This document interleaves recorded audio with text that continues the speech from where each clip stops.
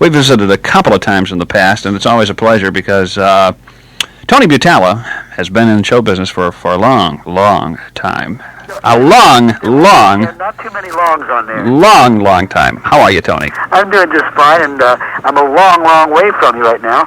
You're in Encino, but you're going to be in Bloomington Normal at ISU Saturday night. Yeah, we're going to do a show, and it's been a couple of years since we've been there, and the show has completely changed. We've got some surprises. We happen to have a personnel change. Red Saber is new with the group, and he's a wonderful writer. We're doing a lot of his original material. We've got some surprise numbers. We have a new way to present the old hits, and we have a new punk rock medley. And what more can I say, Ken? You know, you guys have been around for, as I said, a long time. I happened to catch one of your performances. I think it was on the old Jack Benny show that's being rerun now on CBN. Oh, right. Do you recall being on with Jack Benny? Yeah, we were on a couple times, but the one that I think you're referring to is the one where Jack becomes one of the Lettermen. Yeah, right, and you're in a college dormitory situation, aren't you, for the skit? We share the dorm with him, and we are... he's trying to work his way through college, and he ends up putting popcorn machines in the dorm in our room, and he has a funny pompadour wig he puts on. It was a hilarious show for the era, and when you see it on television 20 years later, it's even funnier. Mm-hmm.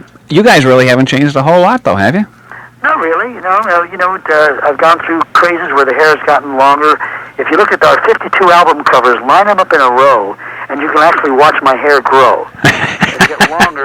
From early 60 to the peak of it was about 71 or 2 when the hair was shoulder length, and then I went from that to an afro kind of in 74, the curls for a while, and then I went with a mustache, and then here I am back in 1983 with my hair as short in length as it was when we started in 61, and I don't know what has happened 22 years, but we're just kind of back where we started from. You have, I don't know, at any given time, the Lettermen have always provided some great entertainment.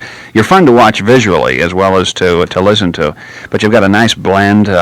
You got to have something going for you to maintain that popularity over the years, and I don't know why it is. There are some groups that probably at any particular time are more popular, are more saleable than the Lettermen have been, and yet they don't last as long. You've got that staying quality, whatever it takes.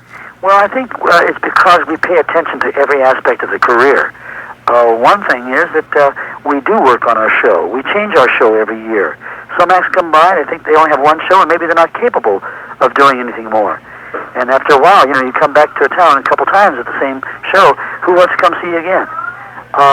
And also, we have a show that people have to come out to see it because you can't get the same thing by staying home and putting on the Letterman album. And so many acts you paid, $10, $15, $20 a ticket, and you could have stayed home and put an album on because they just stand up there and sing. Mm-hmm. So we give people something that they can't get by staying at home. And then there's the business part. We've had a contract when there has been a change. As infrequent as they've been all business. And there's been a contract, and the group goes on, and it's a business operation, just like down to the nitty-gritty, down to, let's say, when we have a rehearsal called at 12 noon. If any one of the Lettermen is late, because we respect each other's time and effort, there's a 50 cent for the musician charge per minute you hold up the rehearsal by being late, and $1 charge per minute for each of the Lettermen. And it sounds like a little petty thing, but you try being 20 minutes late, and you got $20, Got to empty the old wallet out there. It goes into the kitty. We go to the central kitty, and that kitty pays for, like, the beer and the soda pop for the rehearsals, and then... Which explains why you guys are always drunk on the job, right? But, no, I'm just trying to illustrate all the little aspects. Show business has 2 words to it, show and business. And some acts that record don't pay attention to either one of those words. I think you're absolutely right. The crossover that you have, too, if you want to call it that, you appeal to young people, older people. A Letterman concert's loaded with a real crossover. Well, we were fortunate. We had hits in the early 60s. That's one generation. We had hits in the middle 60s and late 60s. That's like at least 2 generations. And we had hits in the early 70s. Now, that's at least 3 various sets of college and high school to college through for 3 definite distinguished types of people, age-wise. And then from the very beginning, when in the early 60s, we were appealing to the older people because we toured with Jack Benny and his nightclub show and with George Burns. And when we were kids in our late teens, we could put our tuxedos on and go to Vegas and entertain an audience over 45.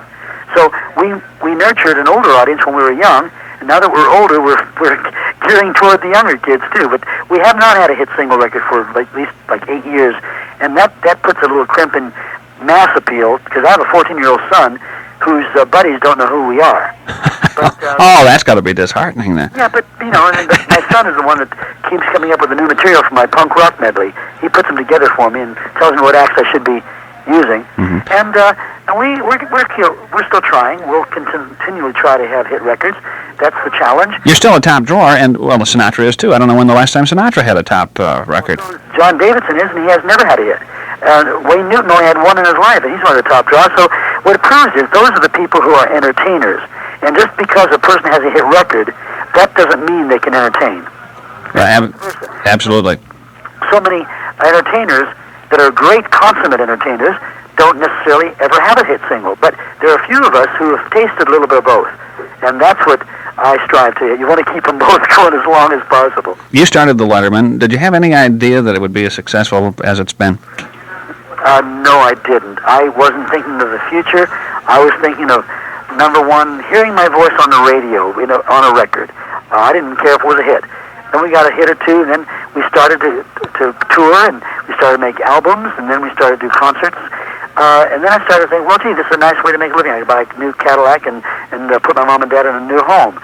That was it for a while. But then, about 5-6 years into it, then I started thinking, this could become a legend. And here I am 23 years later, and we are looking at a legend. And I don't know, I respect that fact, and it makes me try even harder to give the people what they want. We love to perform, and we respect all of our fans and all the people who come out to see us, and it's an ongoing cycle of wanting us to even be bigger and reach more people and spread our message that we have of good, positive fun. In other words, you're not planning any retirement yet? No way. I mean, I'm having too much fun to retire. You guys are on the road a lot, I take it.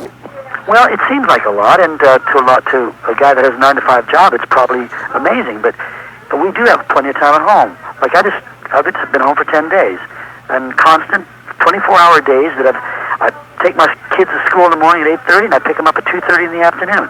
So I see my kids more than most guys that have a 9-to-5 job, because we're basically traveling maybe 175 days a year. Mm-hmm. And that's not that many, but it's a lot depending on what you're comparing it to. We've seen a lot of entertainers come. Liberace was at ISU just about a month ago, I believe.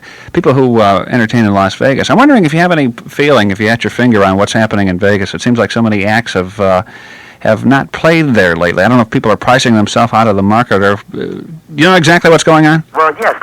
The last 2.5 years has been a backlash from the bookers and the owners of the hotels to get back to some sanity in the price of the acts. About 5 years ago, it started with someone coming in wanting $300,000 to play 1 week in Vegas, like Dolly Parton, and then Streisand, of course, had to have it, and then Diana Ross, and it got to the point where even if it was full for 2 shows a night for 1 week straight, and everyone each bought a bottle of Dom Perignon and had the steak dinner, that wouldn't generate enough money to pay for that act. So the owners got together and said, this is ridiculous. So they start going on the war, and all these people who have multiple signed, there's 14 main showrooms on the Vegas Strip. For 2 years now, there's only been 2 with continuous main showroom attractions. That was MGM Grand and the Riviera, and Caesar's Palace sporadically. They've all gone into book shows where they can, for $25,000, for example, get the whole cast of Mame to come in, or Hello Dolly, or one of the newer plays off Broadway, and come in and they can provide entertainment in the room without people then they had to raise their cover charge, raise the cost of the booze. It was just a spiral that was not about to stop. Mm-hmm. And in the meantime, we're able to enjoy people like the Lettermen, people like Liberace right here locally. Yeah, but we've been doing it anyway, and also playing Vegas. But what's happened now, these people have learned the lesson. It's put a lot of people on the road that would ordinarily just stay in Vegas. You're right about that. Mm-hmm. Well, anyway, we'll look forward to hearing you guys and seeing you guys in person Saturday night at ISU at Braden Auditorium. I believe at this point, Tony, there are still some tickets left, but I'm not sure. If people want to see you, they better act quickly. Yeah, they're out of 2,500 seats or whatever there is. I was told there's about 200 left, and we sure would like to fill it up, and we sure would like to see all of our friends there. And we do spend time with the people after the show, and it's a 2.5-hour concert, and people are getting their money's worth of the time of the show, and I think the caliber of the performance. Thank you, Tony. Okay, Ken.